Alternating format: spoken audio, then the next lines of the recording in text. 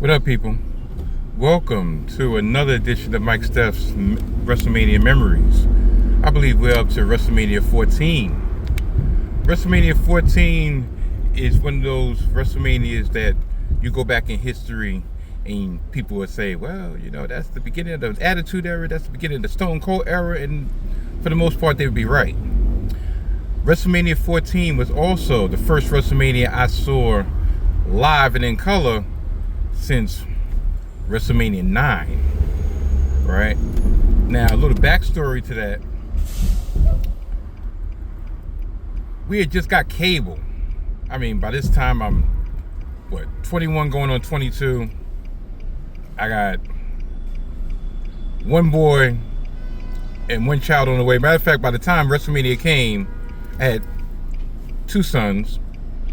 And some before that, we had just got cable on a steady basis. So I was able to keep abreast of everything that was going on.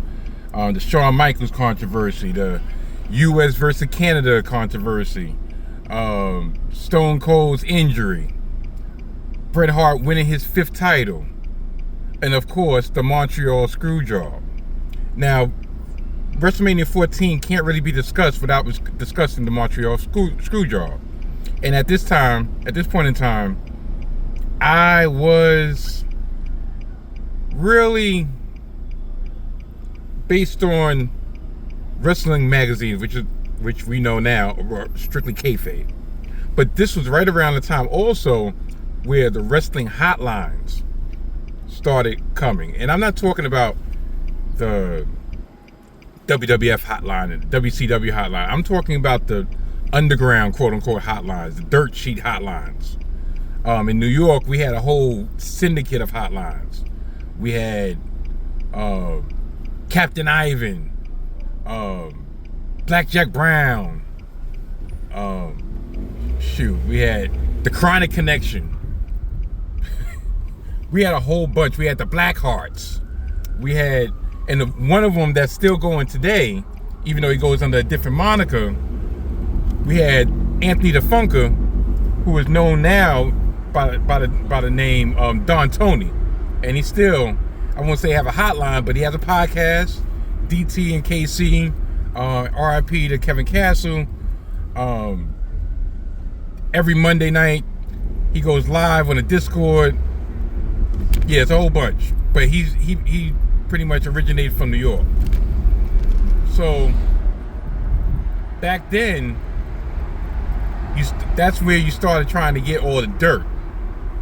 So when the Montreal Screwjob happened, I remember I'm watching Survivor Series, because like I said, at that time I'm watching all the pay-per-views. I'm paying my $29 a month for the pay-per-views. And when the end happened, when they literally screwed Bret Hart, HBK had Bret Hart in a sharpshooter, and you had Vince McMahon come out and literally say, ring the effing bell, and he put the music on, and you see Shawn Michaels look for shock and trying to figure out what's going on, and Bret Hart, as soon as he heard the bell and he looked at Vince, he knew exactly what happened. And I'm looking at this as I wouldn't say as a novice, but not as an insider, not as anybody who really knew the real shoot problems that was going on. I'm like, yo, this isn't supposed to happen. Matter of fact, I think the pay-per-view, I think Survivor Series ended about 5 to 10 minutes early. I'm like, this isn't supposed to happen. Oh shoot, he just spit on Vince McMahon. Oh shoot, he's going over to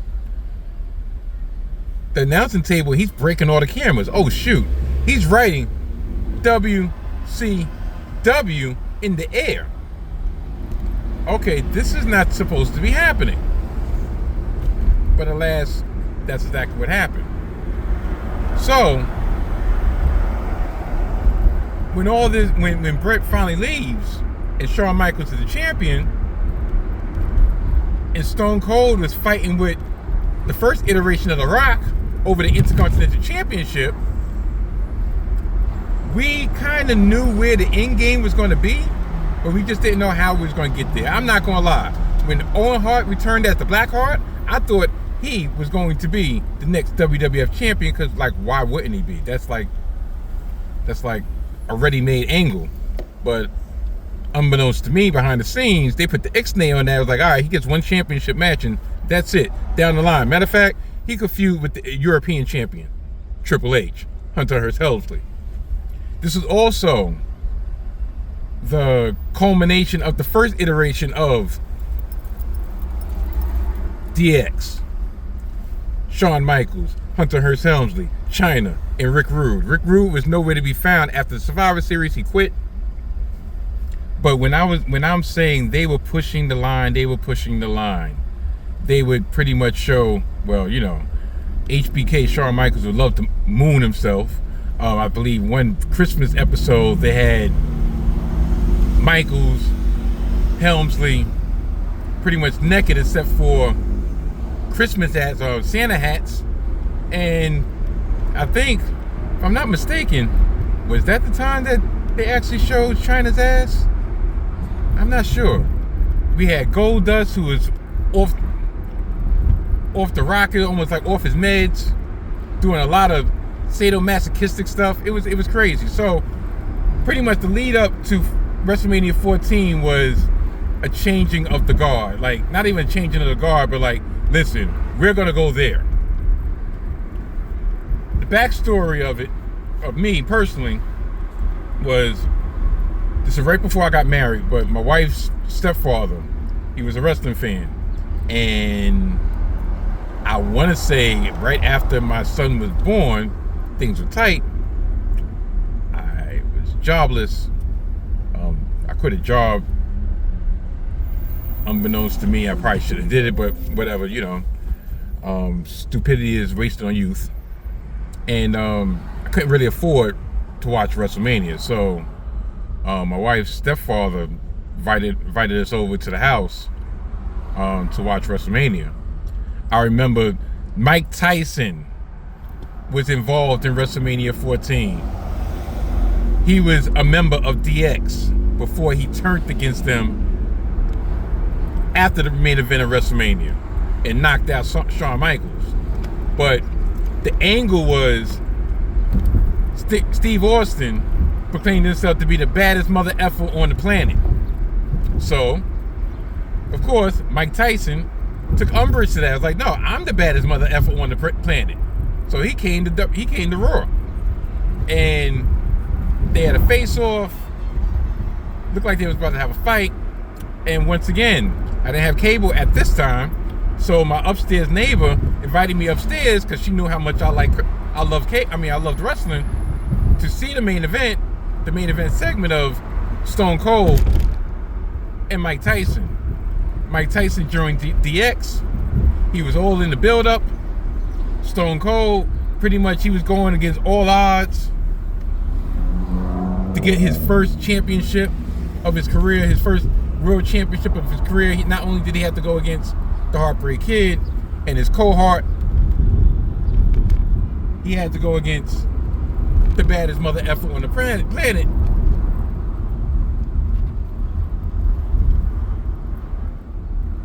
Mike Tyson. Sorry for the pause, but we have idiocy on the roadway as usual, per usual. WrestleMania 14 to me, at the time, it was an okay event. We had the return of the Legion of Doom, who were LOD 2000, managed by Sonny. They won, I think, they won a battle royal to get the championship, a championship match the next night on Raw. It was something to that effect. Uh-oh. Live and in living color. This is live and in living color.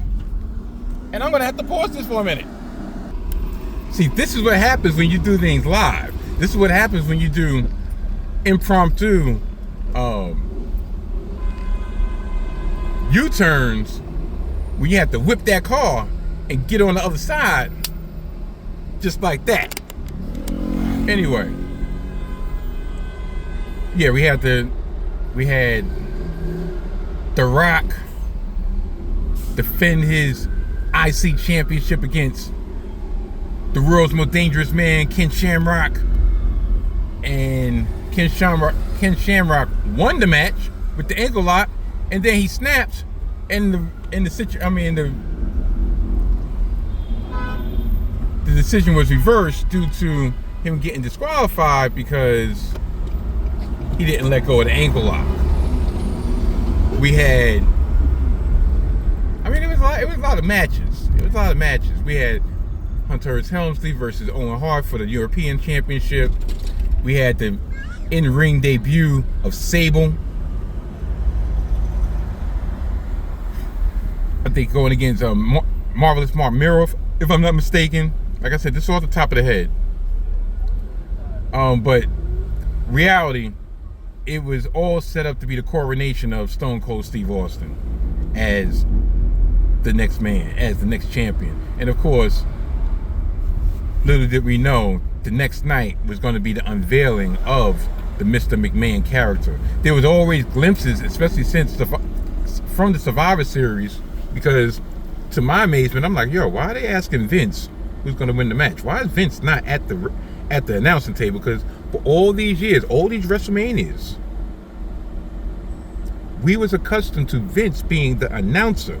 Only those in the know knew he was the man. He was the owner. He made everything run. He was the wizard behind the curtain.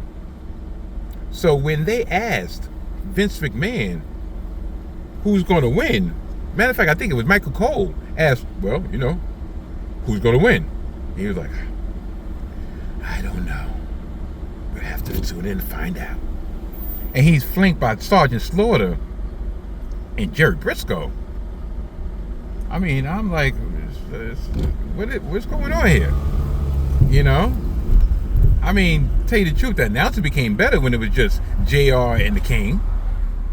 And then on occasion, Michael Cole would slide in for him. But it was strange. It was strange. The match itself was exciting because at that time I started listening to the hotline, so I knew Shawn Michaels was dealing with a back injury, so I suspected that he was going to lose. I just wanted to see how good the match was. The match was decent. Actually, what the hell? The match at King of the Ring 97 was better in ring, but it didn't have all the pomp and circumstance surrounding it. So it was a changing of the guard. It was definitely a beginning of an era. It was beginning of the Stone Cold era. It was beginning of the Stone Cold versus the Austin versus McMahon era. Little did I know, HBK would not wrestle another match for another 4 years. He was gone for 4 years. The next night, Triple H effectively kicked Shawn Michaels out of DX and started his own DX with the New Age Outlaws, Badass Billy Gunn, and the Road Dogg Jesse James. X-Pac came in, the former 1-2-3 Kid came back. China was still there, and they wreaked havoc. They wreaked havoc on the WWF. So, yeah, WrestleMania 14 was one of those times in history that you look back on, and even if you look back on the show now, it's like, it's all right. But in real time, you felt the significance of it. You felt why this was happening. You felt the excitement. You could cut it with a knife. And yeah, so that's it for this WrestleMania memory. Next one on the docket is WrestleMania 15. Coming from Philly. I think it was main evented by Stone Cold and The Rock, Part 1. And one of those WrestleManias that are not looked back upon fondly. by a lot of people. I'll give my take next episode. So until then, goodbye.